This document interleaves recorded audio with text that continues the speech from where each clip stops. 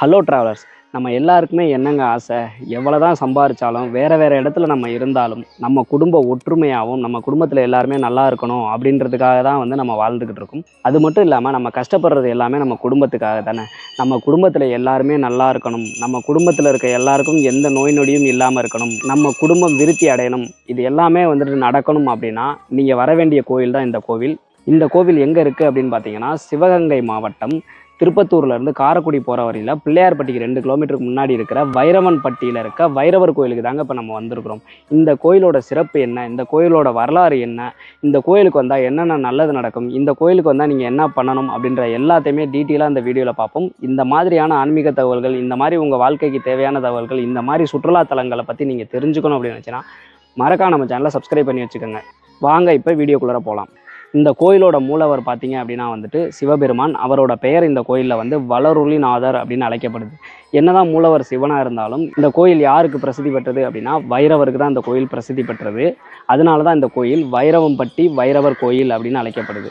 இந்த கோயிலோட வைரவரை வந்து வாழ்வு தரும் வைரவர் அப்படின்னு கூட அழைக்கிறாங்க. அது எதனால அப்படின்றத பார்ப்போம். சிவபெருமானோட அவதாரமான வைரவர் வந்துட்டு சம்பகாசூரனை வதம் பண்ணதுக்கு அப்புறமேட்டு அவரோட சூலாயுதத்தை ஊன்றின இடம் தான் இந்த இடம். அந்த இடத்துல வந்துட்டு பார்த்தீங்க அப்படின்னா ஒரு குளம் உருவாச்சு.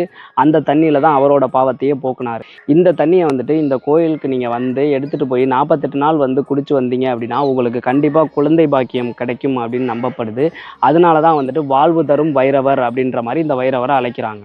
நிச்சயமாக வந்து நம்ம வாழ்க்கையில் வந்து நிறைய பாவங்கள் பண்ணியிருப்போம். நம்ம முன்னோர்கள் பாவம் பண்ணியிருப்பாங்க. அதனால கூட நமக்கு குழந்தை இல்லாமல் இருக்கலாம். ஸோ அந்த பாவத்தை போக்கணும் அப்படின்னு நினச்சிங்கன்னா இந்த தீர்த்தத்தை நீங்கள் எடுத்துகிட்டு போய் 48 நாள் வச்சு நீங்கள் குடிச்சு வந்தீங்க அப்படின்னா கண்டிப்பாக வந்து உங்களோட குலம் வந்து விருத்தி அடைஞ்சு உங்களுக்கு குழந்தை பிறக்கும் அப்படின்னு நம்பப்படுது. நீங்களும் முயற்சி பண்ணி பாருங்கள். அடுத்ததாக இந்த கோயில் வந்தீங்க அப்படின்னா நீங்கள் பார்க்க வேண்டிய மரம் இந்த மரம். இந்த மரத்தோட பெயர் பார்த்தீங்க அப்படின்னா ஏரிலஞ்சி மரம். இந்த மரத்தோட சிறப்பு என்ன அப்படின்னு கேட்டிங்கன்னா, இந்த மரத்துல இருந்து விழுகிற விதை திருப்பி இந்த மரத்தையே போய் சேரும் அப்படின்னு சொல்கிறாங்க. இது வந்து இதுக்கு எடுத்துக்காட்டாக எதை சொல்கிறாங்க அப்படின்னு பார்த்தீங்கன்னா, மனிதராகிய நம்மள் கடவுள்கிட்ட இருந்து தான் வர்றோம், திருப்பி நம்மளோட ஆயுள் காலம் இங்கே முடிஞ்சோன்னு திருப்பி கடவுள்கிட்டே போய் சேர்றோம் அப்படின்ற மாதிரி சொல்கிறாங்க. அதே மாதிரி தான் இந்த ஏரிலஞ்சி மரமும் அதோட விதை வந்து பார்த்தீங்க அப்படின்னா நேரடியாக போயிட்டு திருப்பி அந்த மரத்திலே ஒட்டிக்குது அப்படிங்கிற மாதிரி சொல்கிறாங்க. இந்த மரம் வந்து மிகவும் அரிதான மரம், ஒரு சில இடங்களில் மட்டுமே இருக்கிற மரம். ஸோ இங்கே வந்தீங்க அப்படின்னா இந்த மரத்தை பார்த்துட்டு போங்க. இதுதான் பார்த்தீங்க அப்படின்னா வந்துட்டு உள்ளே இருக்க துலாபாரம். இந்த வைரவர் துலாபாரத்தில் வந்து வேண்டுதல் பண்ணிக்கிட்டு அரிசி, வெல்லம், சர்க்கரை, உளுந்து இது எல்லாமே துலாபாரத்தில் கொடுத்தீங்க அப்படின்னா அஷ்டமத்து சனி, 7ஆம் நாட்டு சனி, சனி புத்தி, சனியால் ஏற்படுற நோய்கள் அனைத்துமே நிவர்த்தி ஆகும்னு நம்பப்படுது. மாங்கல்ய பாக்கியம், சந்தான பாக்கியம் அனைத்துமே வந்து கிடைக்கும். வியாதி வந்து உங்களுக்கு ஏதாவது தீராத வியாதிகள் இருந்துச்சு அப்படின்னா கண்டிப்பாக வந்து அந்த வியாதி சரியாகும். அது மட்டும் இல்லாமல் ஆயுள்ய விருத்தி வந்து உண்டாகும் அப்படின்னு நம்பப்படுது. இதில் வந்து நீங்கள் துலாபாரத்தில் இங்கே கொடுத்தீங்க அப்படின்னா அது வந்து ஒரு சுதர்சன ஹோமம் செஞ்சதுக்கு நிகராக வந்து கருதப்படுமா. கடவுள் வந்து அதை ஏற்றுக்குவாங்க அப்படின்னு சொல்லி நம்புகிறாங்க.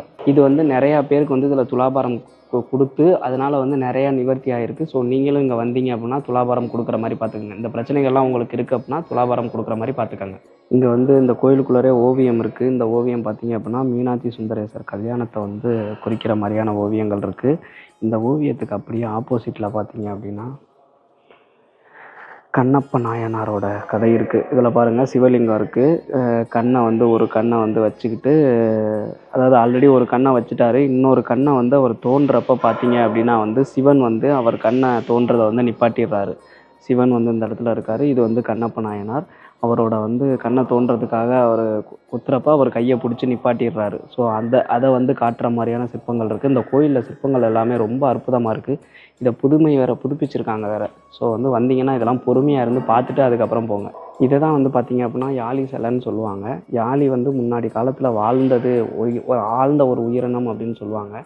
யானை இப்போயே பார்த்தீங்கன்னா எவ்வளோ பெருசாக இருக்குது அப்படின்றது தெரியும். ஆனால் அந்த யானை யாழி முன்னாடி எவ்வளோ சின்னதாக இருக்குது அப்படின்னு பாருங்கள்.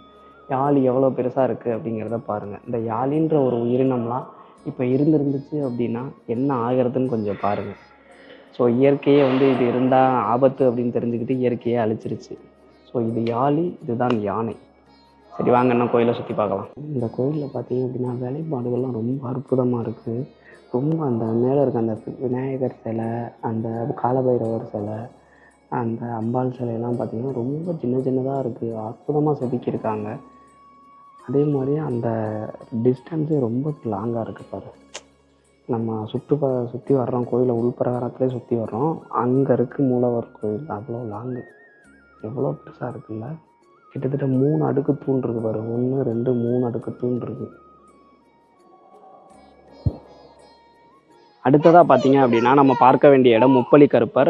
இவருக்கு ஏன் முப்பலி கருப்பர் அப்படின்ற பேர் வந்துச்சு அப்படின்னு பார்த்தீங்கன்னா, இவர் வந்து பார்த்தீங்கன்னா இவருக்கு வந்து பலியிடப்படுறது செங்கிடா, கருங்கிடா, சேவல் இது 3யுமே வந்து இவருக்கு பலியிடுவாங்க. இவர்கிட்ட இருக்க சிறப்பம்சம் என்ன அப்படின்னு கேட்டிங்கன்னா, இந்த சாமி வந்து பார்த்தீங்க அப்படின்னா ரொம்ப உக்கிரமாக இருக்கிறதுனால வாசல் பக்கம் பார்த்து இவர் இருக்க மாட்டார்.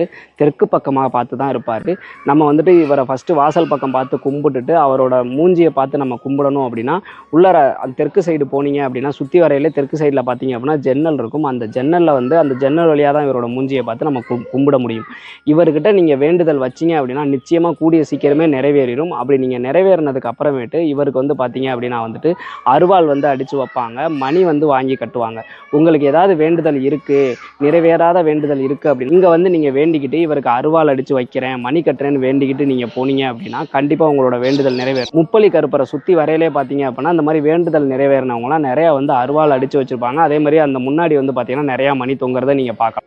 வைரவர் சனீஸ்வர பகவானோட குரு அப்படின்றதுனால உங்களுக்கு சனி தோஷம் இருந்தாலும், ஜென்ம சனி இருந்தாலும், அஷ்டம சனி இருந்தாலும், இந்த மாதிரி சனி பகவானால் எந்த பிரச்சனைகள் இருந்தாலுமே வைரவர் கோயிலுக்கு வந்தீங்க அப்படின்னா சனி பகவான் வந்து வைரவரோட குரு அப்படின்றதுனால சனி பகவானோட தோஷங்கள்லேருந்து உங்களுக்கு வந்து நிவர்த்தி கிடைக்கிறதுக்கான வாய்ப்புகளும் சனி பகவானோட பாதிப்புகள் குறையிறதுக்கான வாய்ப்புகளும் ரொம்ப அதிகமாகவே இருக்குங்க. அதனால உங்களுக்கு சனி தோஷம் இருந்துச்சு அப்படின்னாலும் நீங்கள் இந்த கோயிலுக்கு வந்தீங்க அப்படின்னா உங்களுக்கு நல்லது நடக்கிறதுக்கான வாய்ப்புகள் ரொம்ப அதிகமாக இருக்குது. அதே போல் இந்த கோயிலில் இருக்க வடிவுடை அம்மன் பார்த்தீங்க அப்படின்னா வந்துட்டு பில்லி சூனியங்களில் வந்து உங்களுக்கு ஏதாவது பாதிப்பு இருக்குது அப்படின்ற பட்சத்தில் வடிவுடை அம்மன்கிட்ட வேண்டிக்கிட்டால் அது நிவர்த்தி ஆகிறதுக்கான வாய்ப்புகள் ரொம்ப அதிகமாகவே இருக்குது. வடிவுடை அம்பாலோட காதுகள் பார்த்தீங்கன்னா ரொம்ப பெருசாக இருக்கும். அதுக்கான காரணம் என்ன அப்படின்னு கேட்டிங்கன்னா, இந்த கோயில்லையே பார்த்தீங்க அப்படின்னா செவத்தில் 2 பல்லிகள் வந்து ஓவியமாக வரைஞ்சிருப்பாங்க. அந்த பல்லிகள்கிட்ட நீங்கள் போய் சொல்கிறப்ப வடிவுடை அம்பாள் காதில் போயிட்டு உங்களோட வேண்டுதலையும் உங்களோட கோரிக்கைகளையும் போய் சொல்லும்.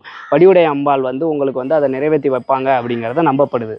கோயிலுக்கு நீங்கள் வந்தீங்க அப்படின்னா அரளிப்பூ மாலை போட்டு வேண்டிக்கிட்டாலும், அர்ச்சனை செஞ்சு சிகப்பு துணியில் விளக்கேற்றுனீங்க அப்படின்னாலும் உங்களோட வேண்டுதல்கள் நிறைவேறும் அப்படின்னு நம்பப்படுது. இந்த கோயிலுக்கு நீங்கள் வந்துட்டு போனீங்க அப்படின்னா உங்களோட பயத்தை போக்குற பைரவர் உங்களோட தலையெழுத்தையே மாற்றுறதுக்கான வாய்ப்புகள் ரொம்ப அதிகமாக இருக்கிறதுனால ரொம்ப சக்தி வாய்ந்த இந்த பைரவர் கோயிலுக்கு உங்களுக்கு வாய்ப்பு கிடைச்சா நிச்சயமாக வந்துட்டு போங்க. அடுத்ததாக நம்ம எந்த கோயிலுக்கு போகலாம் அப்படின்றத கமெண்ட்டில் சொல்லுங்கள். உங்களுக்காக கண்டிப்பாக நாங்கள் போகிறோம். இந்த மாதிரியான ஆன்மீக தகவல்கள், வரலாற்று செய்திகள்லாம் நீங்கள் தெரிஞ்சுக்கணும் அப்படின்னு நினச்சிங்கன்னா மறக்காம நம்ம சேனலை சப்ஸ்கிரைப் பண்ணி வச்சுக்கோங்க. அடுத்ததாக ஒரு வீடியோவில் சந்திக்கும் வரை உங்களிடமிருந்து விடைபெறுவது கேமராமேன் கீர்த்திகா பாண்டியன் மற்றும் கிங் அருண். பாய்.